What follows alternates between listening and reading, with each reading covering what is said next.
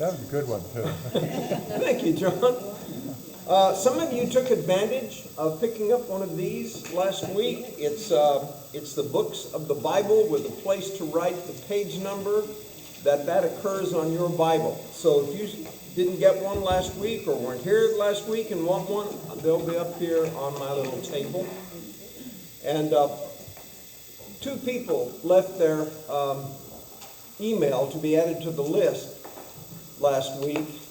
And you know what? This time I get to say Paula really did do this one. I did.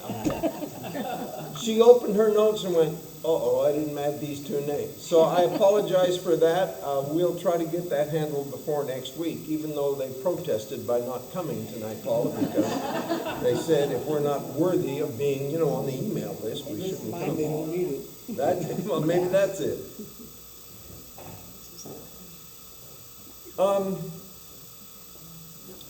I realize that when, as a group this size comes to class, you probably have varying degrees of preparedness for the class. Would that be fair to? I know some of you actually go through the notes, see references that I put in there, and look them up. And some of you come and go, what chapter now? And try to find that in your Bible, and it's your first look. If you can, please read ahead. And someone asked me, in the notes, a lot of times in front of scriptures, I'll put the letter capital C, small f with a period. I learned to do that in college, and I'm not trying to show off. That's just what I do. And I think it's an abbreviation of a Latin word meaning compare. So with this thought that I've just written, compare this passage of Scripture, that somehow it fits with that or explains that or elaborates on that. That's what CF means, and I'm glad somebody asked. Is the FF significant? Some of these are FF at the end. Yeah, it is significant. It means my finger hit the tab too many times. Fast forward. Paula didn't do that? I didn't do that. I forgot. Yeah, Paula did it. It's too late. It's too late. So tonight we're going to look at what follows the prayer of Jesus, which we studied last week, where Jesus prayed first for himself that he might glorify his Father in completing the mission, which would obviously include the cross, which was just hours away from him. And then he prayed for the disciples that were standing around hearing him. And then he prayed for us, for all of those who would believe through their testimony down through the ages.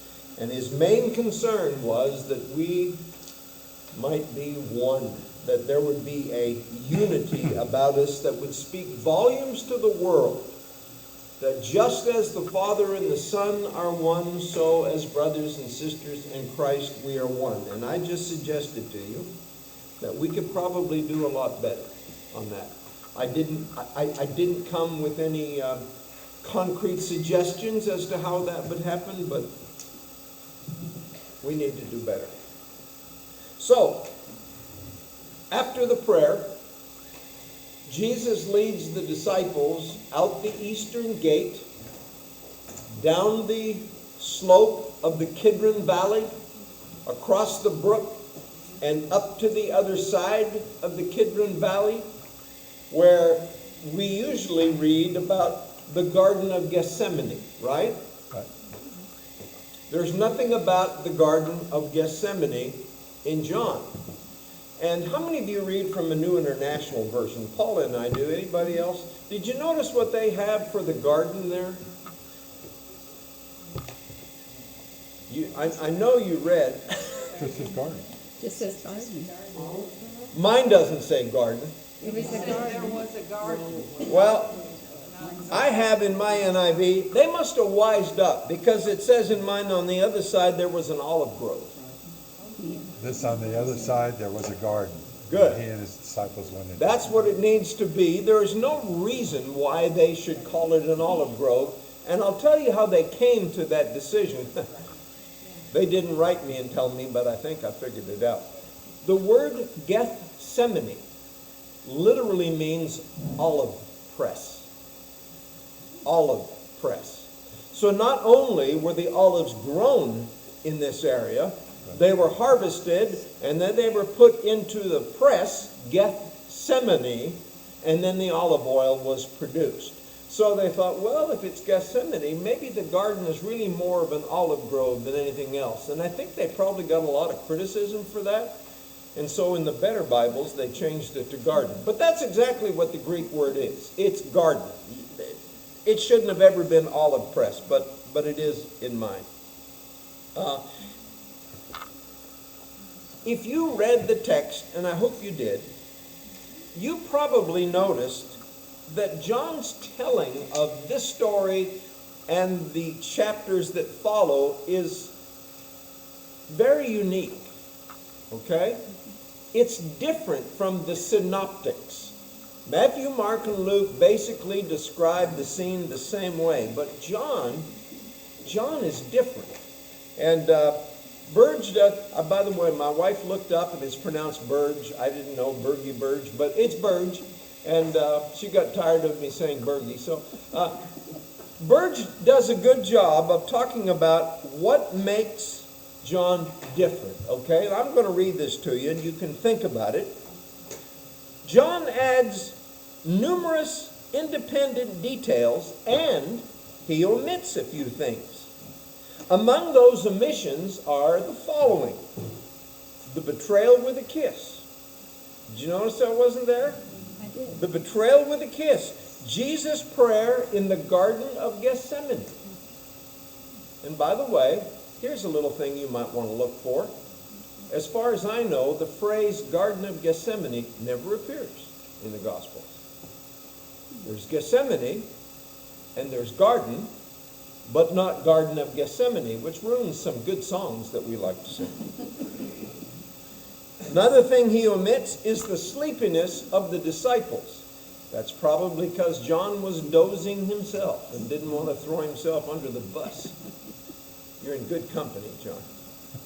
The healing of the servant's ear. Only Luke mentions that, but John doesn't deal with it. Because Luke's the doctor. That was going to be my main point tonight, Paul, and now it's gone, so, I might as well just close the class.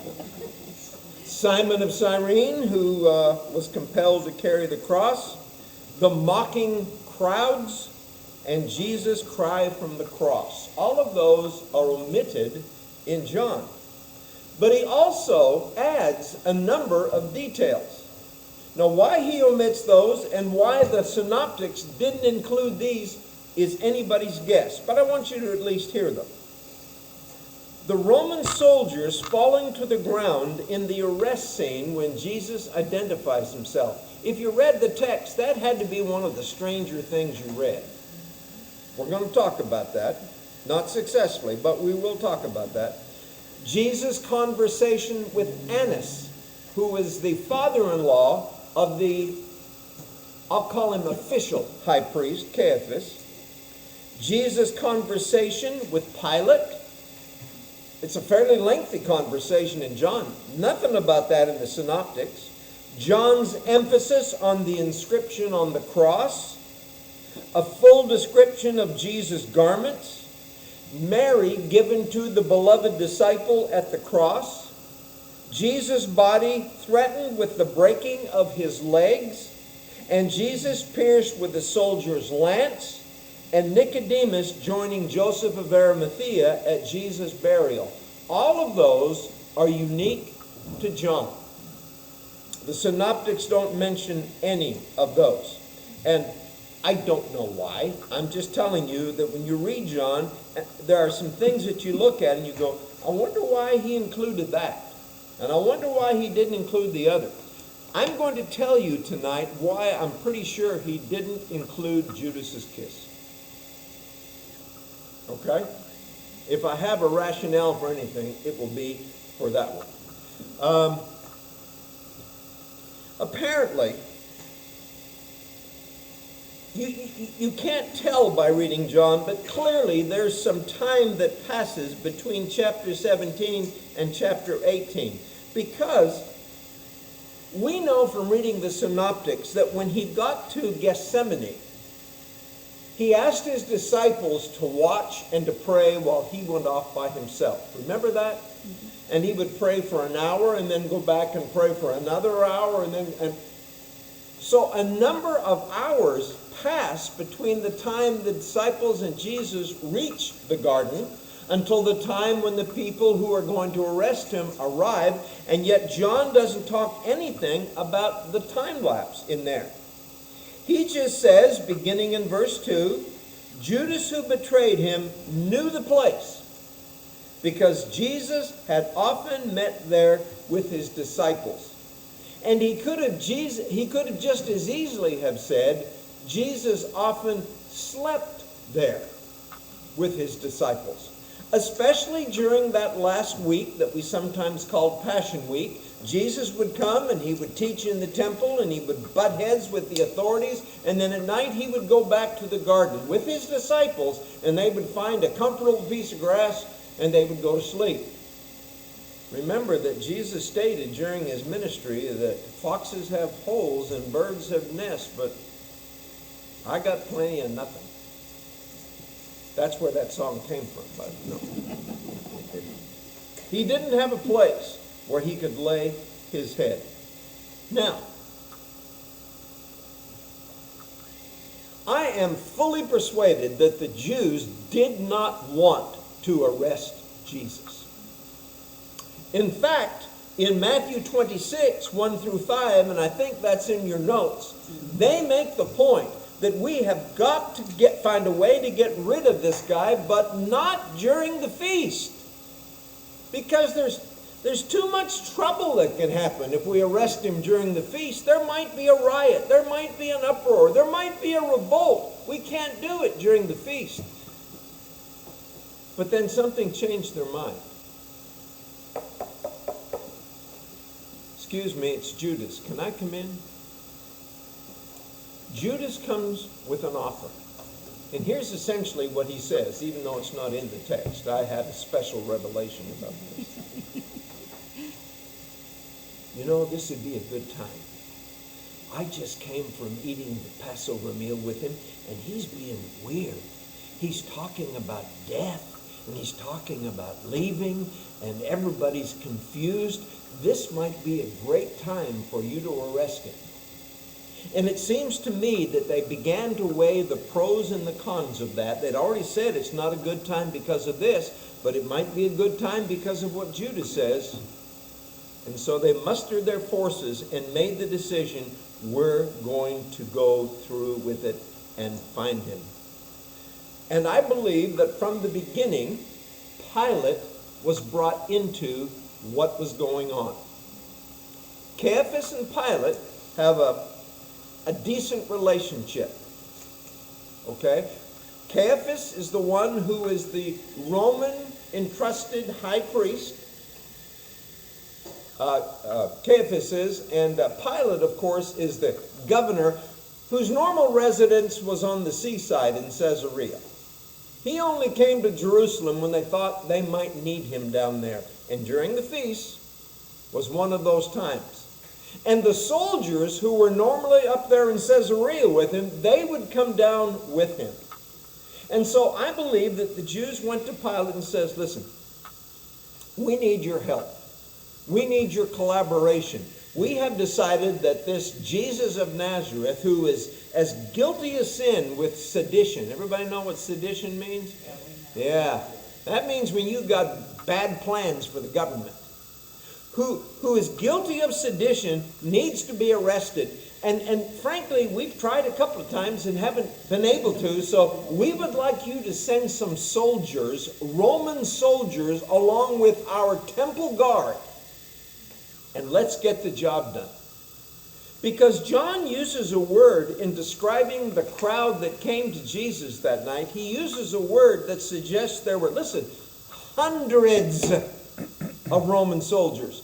Not 10 or 12, hundreds of Roman soldiers. No idea how many temple guards there were. But when I think of the crowd that came to arrest Jesus, I think of a group of guys of about 20. That's just the picture I have in my mind. But that's a bad picture. If you had stood on the Mount of Olives and looked across and saw them coming, and remember what they had with them? They had weapons, because they thought there might be a fight. They had torches and lanterns. And I'm told that Passover nearly always happens when there's a full moon. I don't know enough about the Jewish lunar calendar, but that's what the commentators say. That there's always a full moon, so you don't really need lanterns and torches to see your way to the garden. But you might need them if Jesus was going to hide from you. If he went into the deeper recesses of the Olive Garden there and tried to hide himself, you might have to go find him, and you'll need some light to do that. And I think those are the kinds of things that they're imagining is going to happen whenever they went to the garden that time. Now, I think I reminded you that there had been a couple of occasions when they tried to arrest Jesus, and John uses strange language. He says he slipped out of their grasp at one time. I don't know how you do that, but I know why you do that, because his hour had not yet come. John tells us that. So I would have liked to have seen how that happened. I don't know. But my favorite one is when the Sanhedrin sent the temple guard in John chapter 7 and verse 44 to arrest Jesus. And they showed up later that afternoon empty-handed, and they said, "What is going on? Where is he?" Remember what they said? "No one ever talked like this guy." That's what they said. Well, they didn't say God, but I did. We've never heard anyone talk the way this man talks, and we just couldn't bring ourselves to arrest him. And they got scolded. You've been deceived. We're people who know stuff. And if we say he should be arrested, then he should be arrested. What is wrong with you guys? But this time, they're not taking a chance. They want the Roman soldiers in on it. Now, John's clear message throughout these 27 verses, and if you don't remember anything else, remember this. This is John's emphasis throughout. Jesus is in charge. Okay? The soldiers and the commander might not think so, but you read the text, and it is obvious that Jesus is in charge. Do you remember back in chapter 10 and verse 18? I put that scripture in, and some of the good students went back and looked that up. "No one takes my life from me. I lay it down on my own accord." Do you remember now? No one takes it. I lay it down. And so, when John tells the story of the arrest of Jesus, perhaps one of the reasons he includes things that other people do not include is because he wants to demonstrate most clearly why Jesus was in charge. So, rather than waiting, in John's account, to be pointed out, Jesus takes the initiative. Well, where does the kiss fit? I don't know. John didn't tell me. But as soon as they got there, Jesus immediately went out, confronted them, and said, "Who is it that you're looking for?" And I'm sure that was a surprise. They probably expect them to scatter. No. "Who are you looking for?" "Jesus of Nazareth." "I am. I am he, if you like. But we know what it says in the Greek. Ego, eimi. That's what he said. And there is this strange response.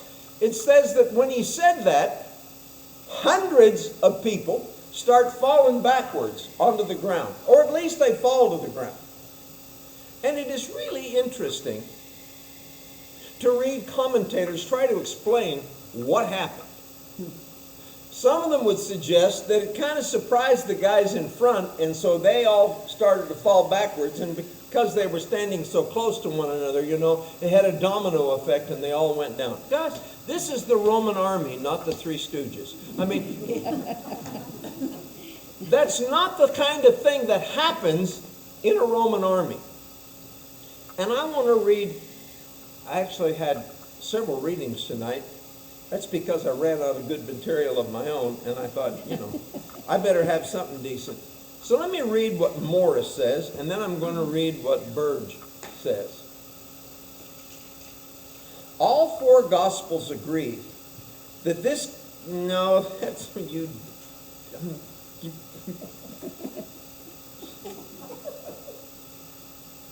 that's the next reading.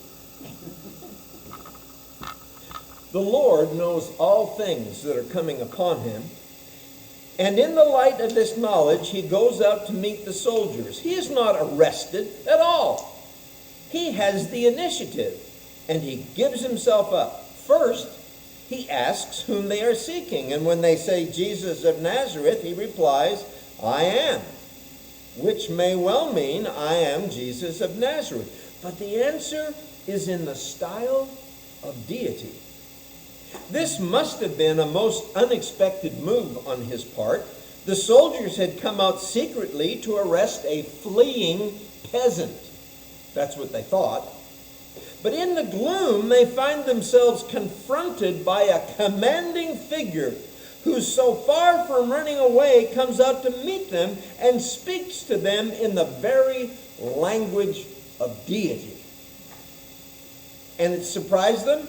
It shocked them so much that they fell back. Burge looks at it a little differently, but not much.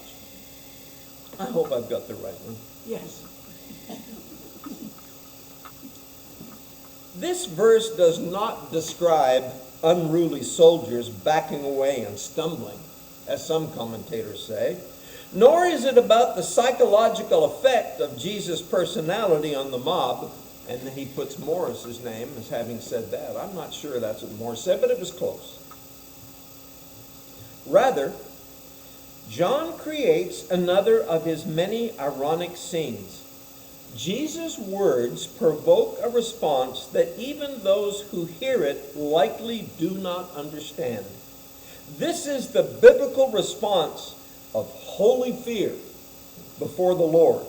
And he gives about 4 passages in which we can find that. This is a theophany, which is a presence of God kind of moment. This is a theophany in which God has been revealed before mortals, and the only response is to fall prostrate on the ground.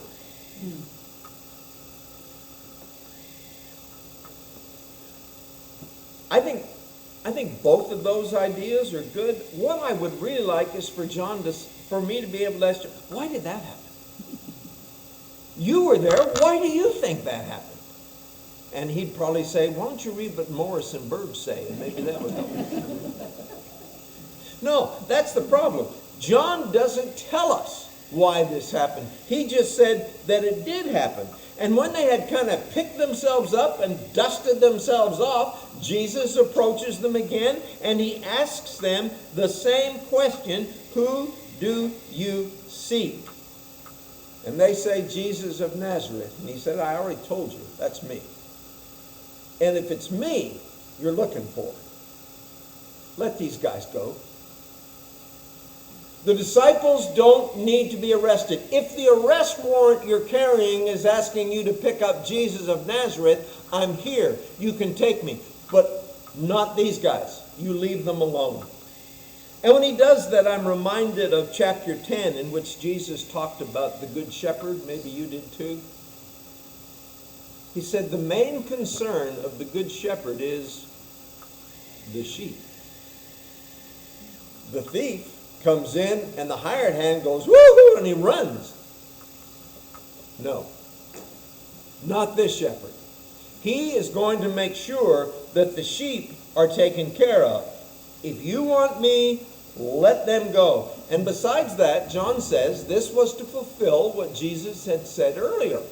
In chapter 6 and verse 39, he says, "And this is the will of him who sent me, that I shall lose none of all those he has given me, but raise them up on the last day." So, I guess they said, okay, they can go. Because it's at that point that the disciples scatter. And we hear about two of them a little later on in the story, but everybody else disappears.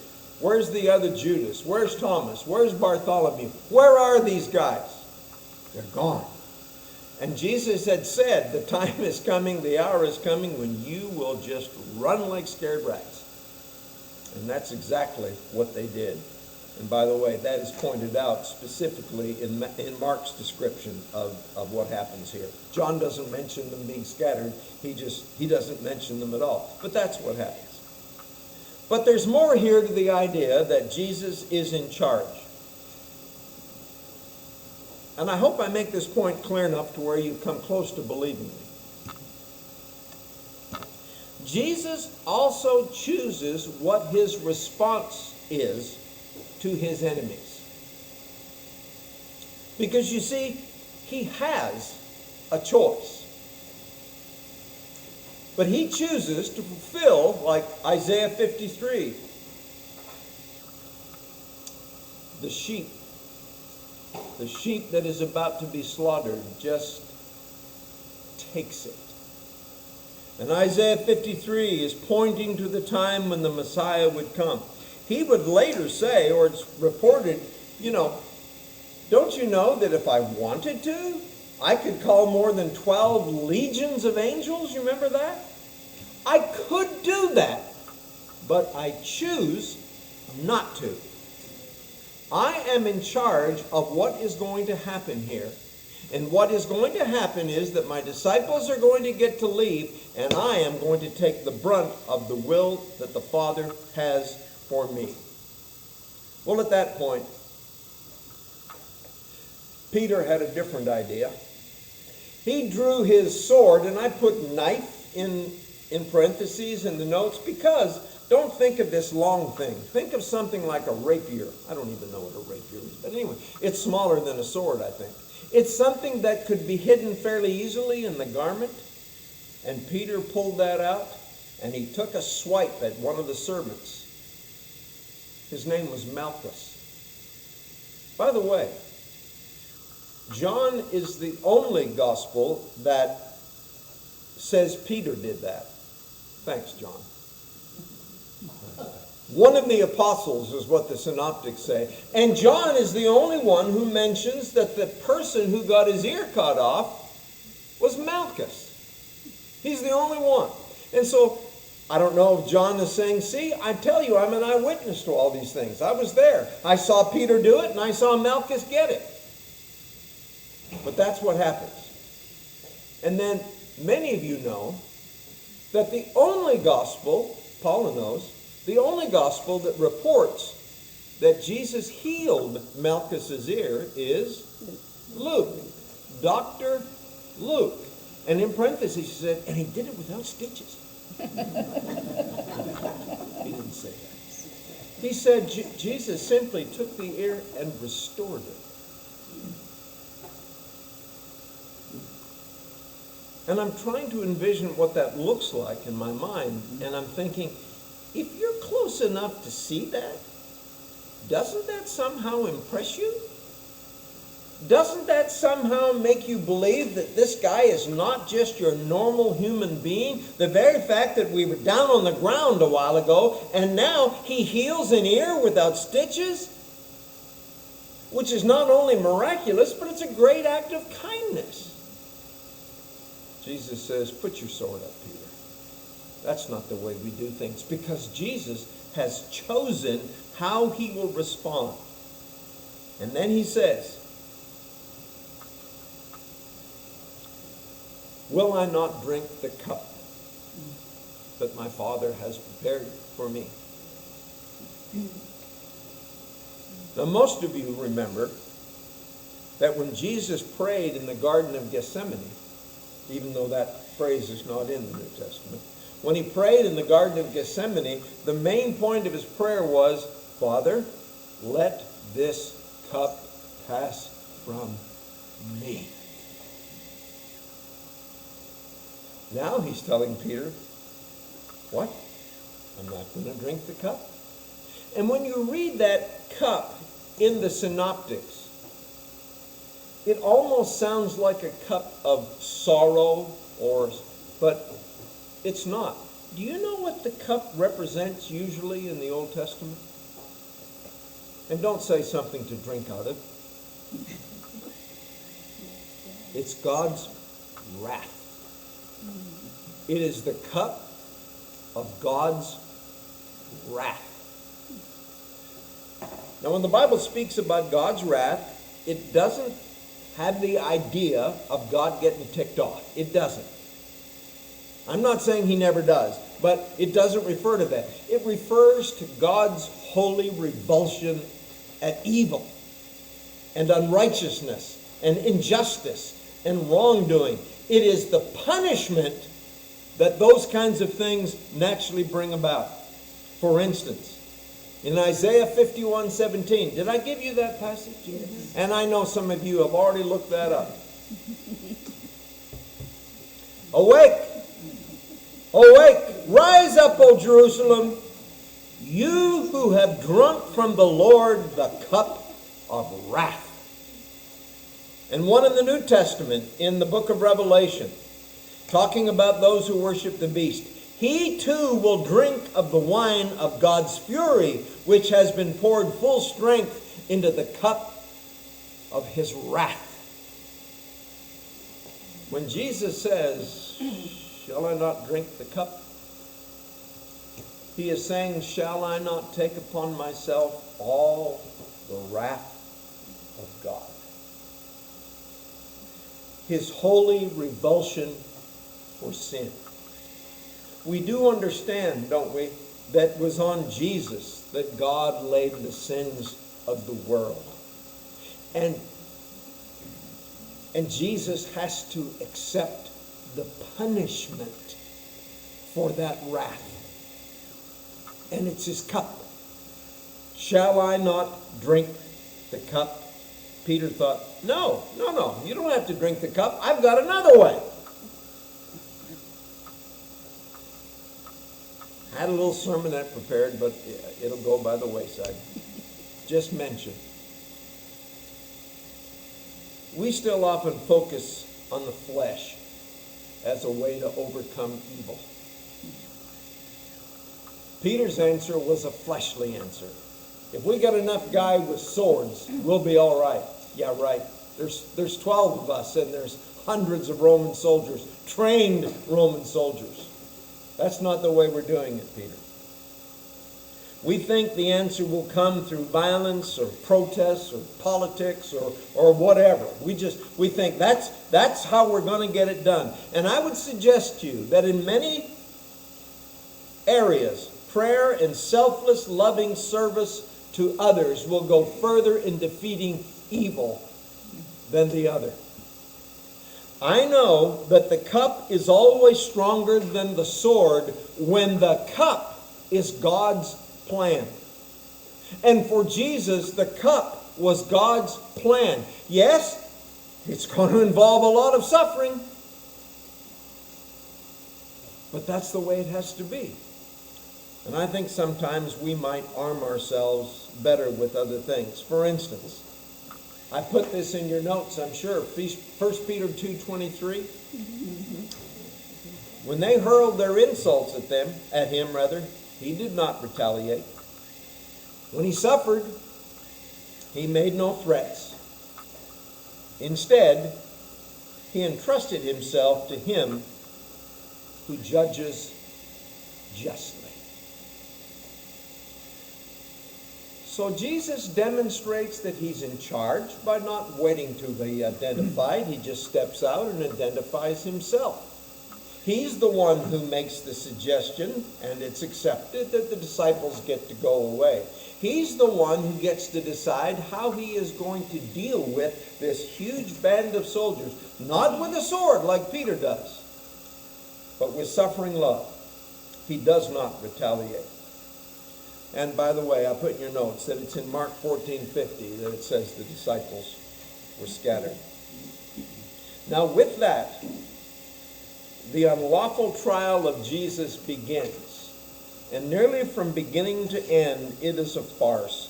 Only in the sense that things are not done according to the law. They are not done according to decent regulations, but anyway. And John is the one that tells us that he went first to Annas. They took him first to Annas. And I don't know why, except that maybe Annas, when he heard about this, said, hey, you know what? I'd like to see him. I know you have to take him to Caiaphas and the Sanhedrin, but I'd like to talk to him first.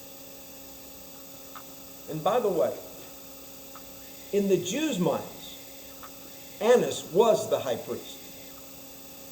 Okay? Because you see, he was deposed by the guy who preceded Pontius Pilate. Romans often did that. If they felt like the religious leader had too much power, and Annas had a lot, they would depose them and put somebody else in his place. And wouldn't you know it, they put his son-in-law in there. You know, that makes some of you quiver just thinking about it. I'm kidding. I'm sure you all have wonderful son-in-laws. But in the Jews' minds, you were appointed high priest for life.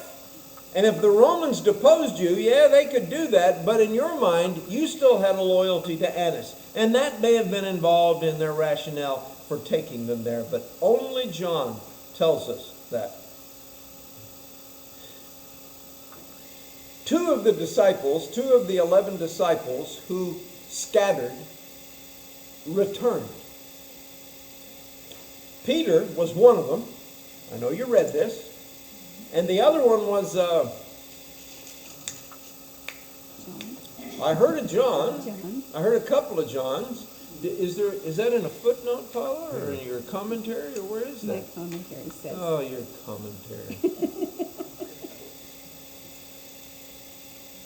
There is a case that can be made for it being John, a good case. For one thing, he and Peter are often mentioned together, Peter and John, you know. But John has a way of naming himself in these stories, doesn't he? Could he not just as easily have said Peter and the disciple whom Jesus loved stayed in the courtyard? But he doesn't. He just says Peter and another disciple. And the reason why that's kind of strange in John's gospel is because John is a guy who goes out of his way to name people. He named Peter as the sword wielder. He named Malchus as the guy who got knifed. But when it comes to this guy, he just said there was another disciple. And I don't know why. I'd like to ask. There have been a lot of suggestions made. Usually a good commentary will say, well, here's some evidence for this, and here's some reasons why it might have been John. There are other people who kind of had a real strong interest in Jesus who were very connected. By the way, that other disciple, whoever he was connected. Have you noticed that in the story?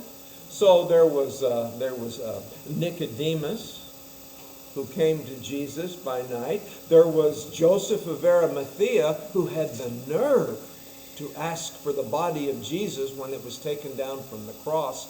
So, and these guys obviously had a very soft spot in their hearts for Jesus.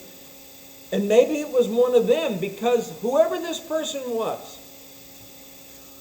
went inside and said, we would like to be a little closer to the action. Can you fix that? At least let us in the courtyard.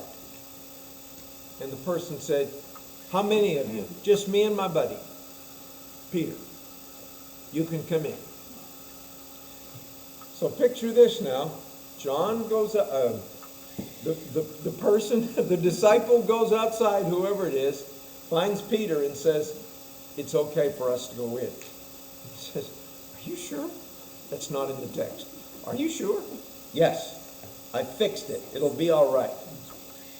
But as they're going in, there's a slave girl who is monitoring the doorway.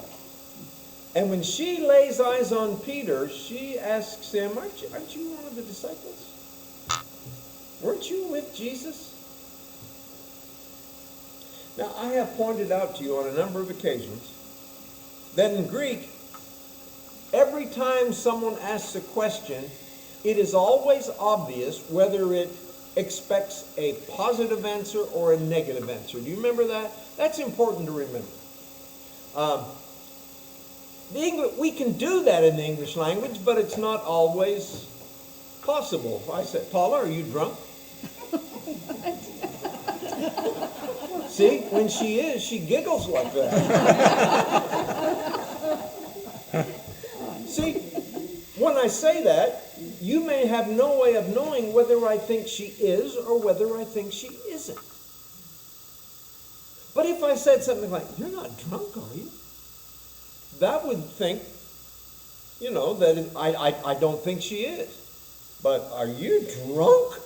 Kind of sounds like she is. You know what I'm saying? But in Greek, every time a question is asked, with the grammar of Greek, you always know whether it expects a positive response or a negative response. So when this little girl says to Peter, are you one of the... It would be like this. You're not one of them, are you? It expects a negative response. And Peter, using the opportunity, because she said, you're not, are you? And it would just be so easy to say, well, yeah, you're right. Or he might have said something like this, what I would have said. Oh, come on.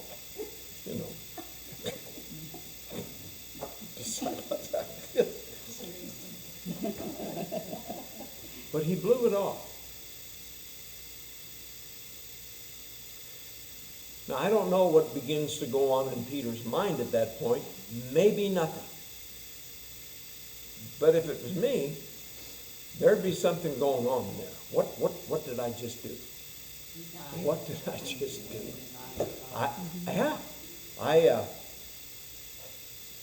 But it was just a little slave girl, and she didn't think I was. So what did it hurt? No. Come on.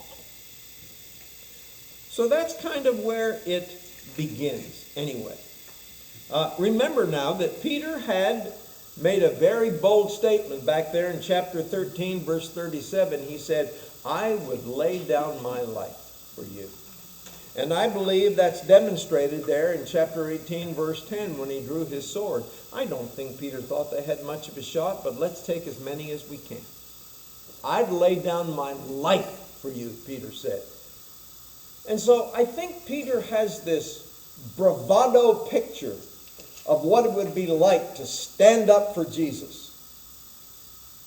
So when this little 14-year-old says, you can't be one of those guys, are you? No. Because where is he going? He's going inside the courtyard. And he knows who's inside the courtyard. The soldiers who brought Jesus are inside the courtyard. And those people who are interested in getting rid of Jesus are all in the courtyard. I'm going in there, and she asks me if I'm one of them. No! And the die is cast, so to speak. I was going to read more about that, and I don't remember why. But it is the place that I had marked the first time. So let me read it. All four Gospels agree that this challenge came from a slave girl. It may be that this is part of the reason for Peter's fall. He may well have been nerving himself to face some stiff challenge. But instead, he was asked a simple question from a little slave girl. Her question, incidentally, implies, no, you aren't one of his disciples of this man, are you? That's the force of it. And Peter went along with this. I am not, he said. The question suggested a line of escape, and Peter gratefully took it up. Almost certainly, he did not reflect where it would lead him. Once committed, he would have found it hard to go back on his denial. So, after that, Peter's in the courtyard, And he is joined by those people who are warming themselves by, and John's the only one who says this, a charcoal fire. I don't know how you get a charcoal fire. Did they have briquettes back? I don't know. But it's a charcoal fire. John's the only one that says that. And by the way, he'll say it again in chapter 21. We'll see that. And those are the only two times this charcoal fire ever appeared in the New Testament, here and in chapter 21. And I'll remind you of it then. But they were warming themselves by the charcoal fire. It was apparently cold, and Peter went over there, and he started warming himself too. Meanwhile, inside, Annas, the Jewish-held high priest, begins to question Jesus. Now, the Jews had very strict laws and regulations for trying to determine justice, trying to find wrongdoers, and giving. They had all kinds of rules and regulations. I'm not going to go into them. I might mention a couple of them, but so many of those are broken in the trial of Jesus. For one thing, it's at night. You're not supposed to try anybody at night. You're just not. It's against the rules. Paula, you'd hate that. Paula's a big rules person. And by the way, and this one's kind of important, I think, the person who was moderating was not supposed to ask the defendant questions. He was not supposed to have to incriminate himself. You know, we've got that, the Fifth Amendment, so to speak. He was not supposed to have to incriminate himself. Rather than asking him questions, as Annas did, and by the way, he asked him questions about his teaching, and he asked him questions about his disciples. Did you notice that?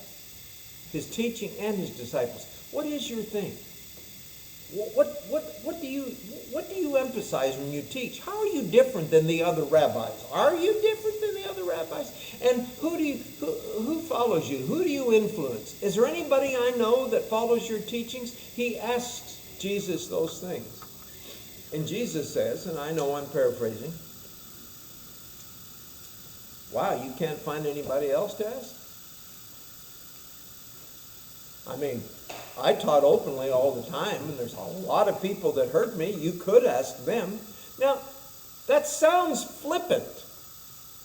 But if you understand the laws, Jesus is saying, hey, you're supposed to ask other people what I taught. And there's plenty of them that you could call. Why are you doing what is not lawful for you to do and ask me about my teaching? One of the guys standing near took exception to that and just whacked him in the face. And again, Jesus' reaction, hey, if I said something wrong, tell me what it was.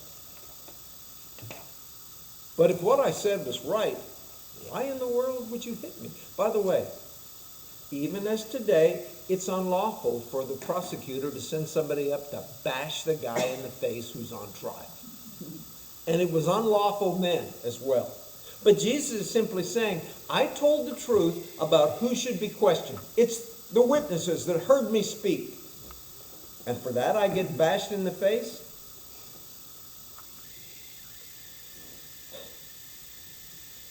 And that's about all. Annas gets disgusted because Jesus is not cooperating, and it's only at that point that John mentions that Annas sent him to Caiaphas, the official high priest, official in terms of the one that was recognized by the Romans.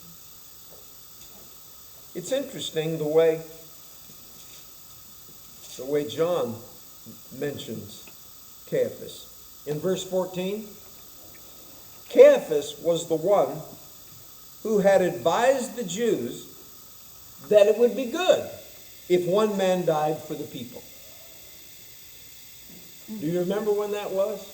I think I put it here in your notes. After Jesus raised Lazarus from the dead,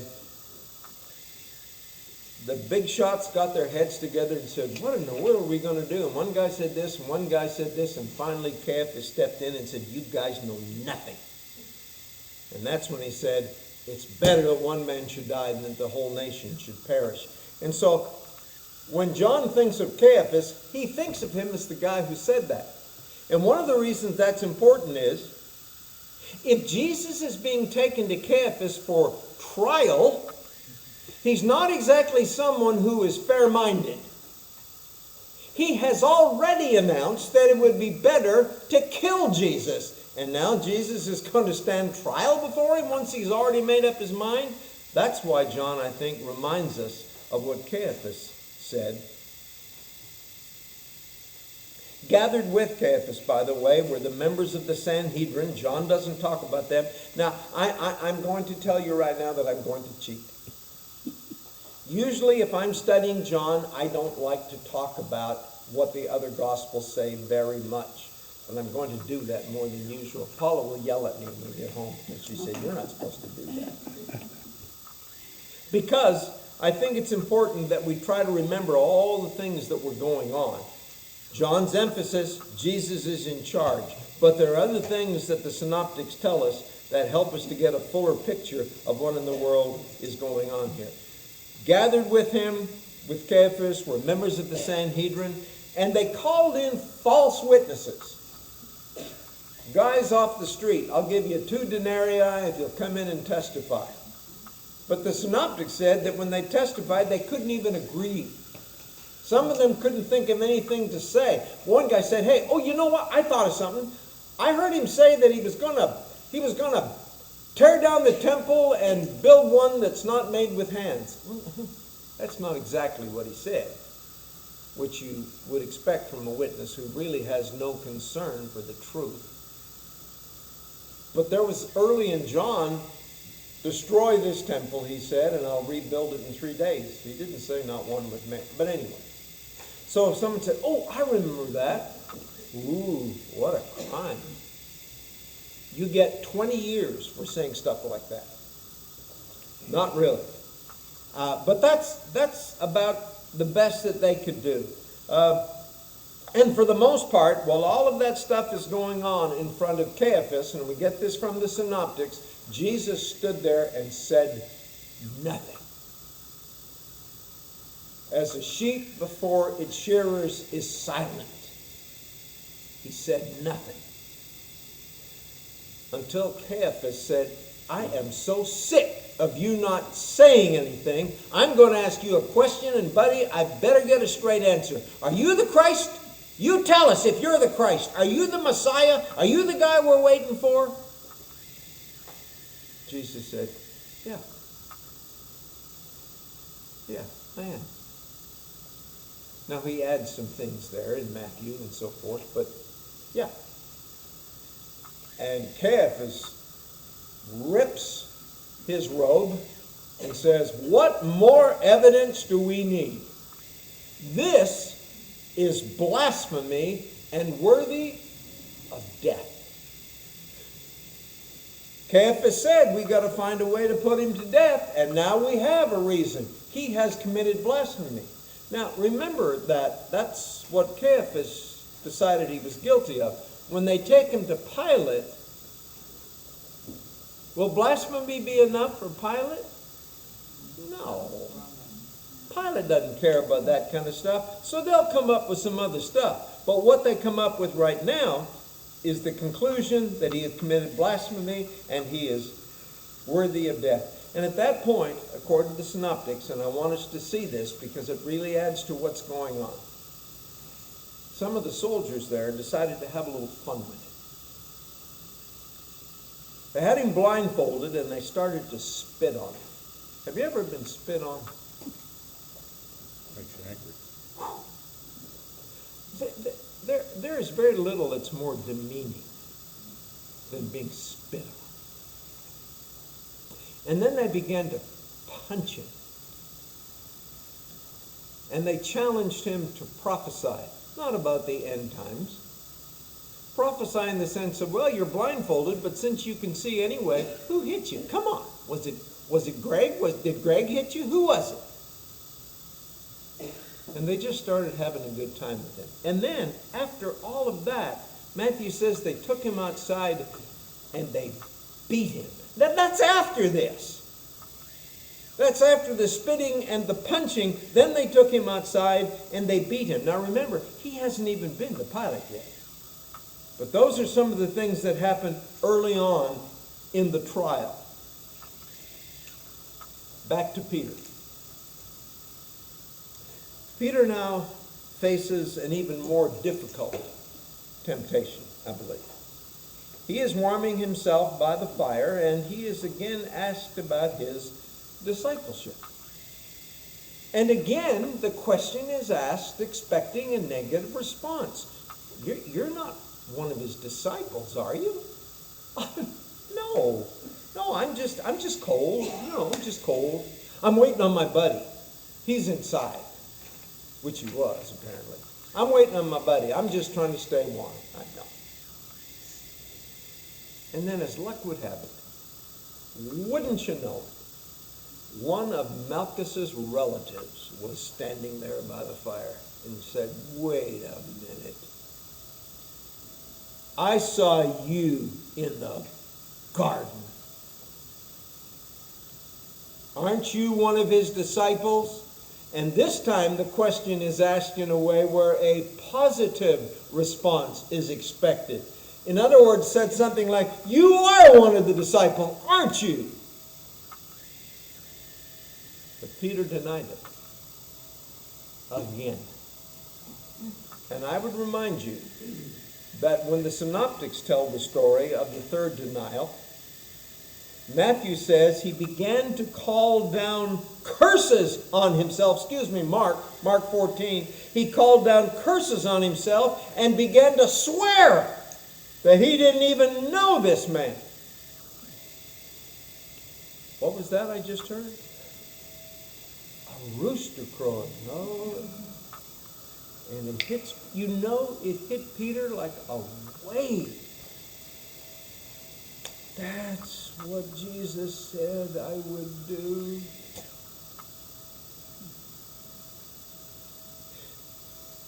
There's another detail that Luke mentions, that only Luke mentions, but it's my favorite detail. So I have to tell you. Most of you know. It's in Luke 22. Some of you looked it up. It says just about the time that Peter called down curses on himself and started swearing like a sailor about the fact that he doesn't know this guy, it says at that time they led Jesus by.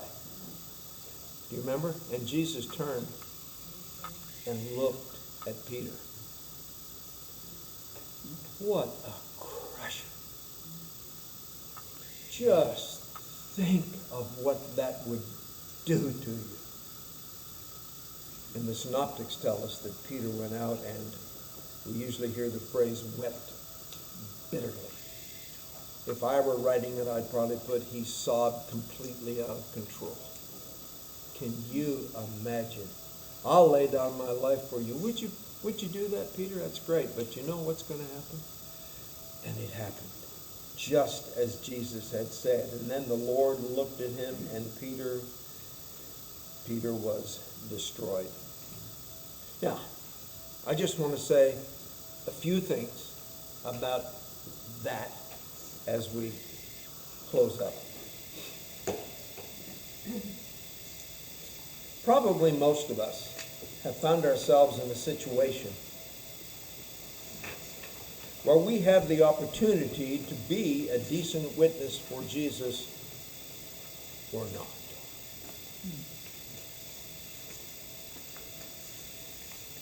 And sometimes it's a small thing.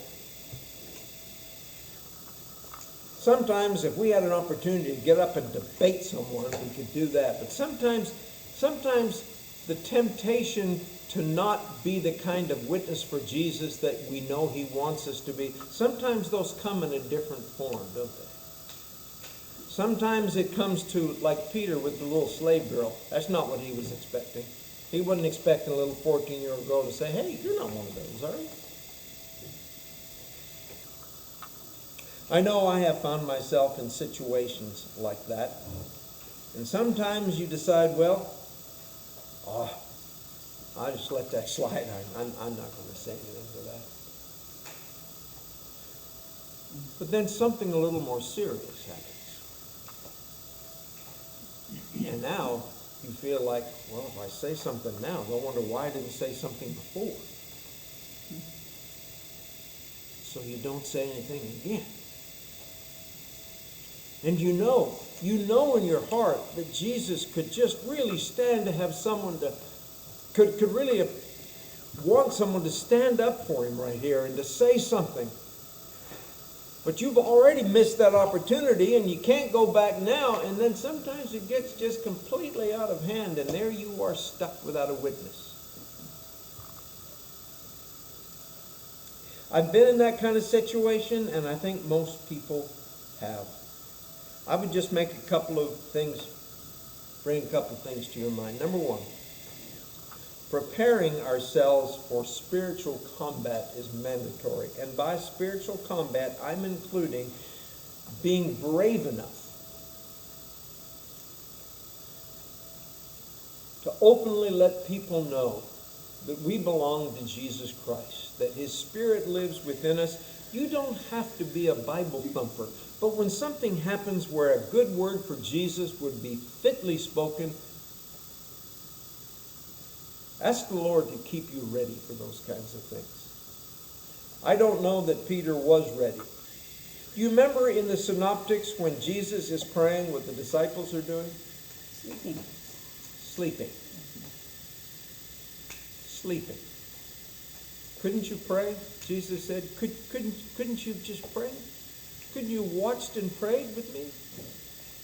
So Peter doesn't have a whole lot of spiritual energy that would help him in this situation, and he fails miserably. And as I said, in for a penny, in for a pound. Once he starts that, but boy, when he gets confronted by somebody who saw him there, he still says, no, I don't know that man. The second thing I'd remind you of is that after his resurrection, Jesus appeared to Peter. And I want you to notice how Paul records that in 1 Corinthians 15. I love the way he words it. He says, "For what I received, I passed on to you as of first importance, that Christ died for our sins according to the Scriptures, that he was buried, that he was raised on the third day according to the Scriptures, and that he appeared to Peter, and then to the 12, and after that he appeared to more than 500 brothers at once." But it's interesting. Paul says the first thing Jesus did was appear to Peter. Wouldn't you like to have been a fly on the wall for that one? Hey, Pete, how you doing? Not good. I'm not doing good. And you can just imagine the emotions. The tears would probably start again as Peter thought back to what he had done, and now he is standing in the presence of the resurrected Lord. I'm not doing good. And I think, it doesn't say this, but I think that Jesus said, yeah, you could have done a lot better, Peter, but I forgive you. And not only that, listen, not only that, I have plans for you. I've got big plans for you. In fact, in about 6 weeks, there's going to be a crowd gathered in Jerusalem, and you know who's going to get up and preach, Peter? You! Me? Yes, Peter, you're forgiven, and I'm giving you a challenge, and I know you're ready for it. And I think that on that occasion, Peter's spirit was renewed. Yes, he had just been at the very bottom, but Jesus lifted him up, not only gave him freedom from his sins, but gave him a work to do, a challenge. And Peter rose to the occasion. So I'd say to you, if you've had one or more of those experiences, take heart. That same Lord can forgive you and to give you a challenge to be involved in His kingdom in a significant way. You don't have to lose your opportunities to be involved in a significant way because you've failed, because you've let the Lord down. I'm not saying it's a good thing. It's not. But it's not something that you can't recover from. And I, for one, am grateful. Maybe you are too. Okay. That's all I've got to say about that. Paula said, what, you're only going to cover through verse 27? And I said, yes, because that's the Jewish part of the trial. We'll deal with the Roman part of the trial next week. Pilate and the conversation he has with Jesus and all the things that Pilate did to Jesus before he ever led him away to be crucified. We'll talk about that next week.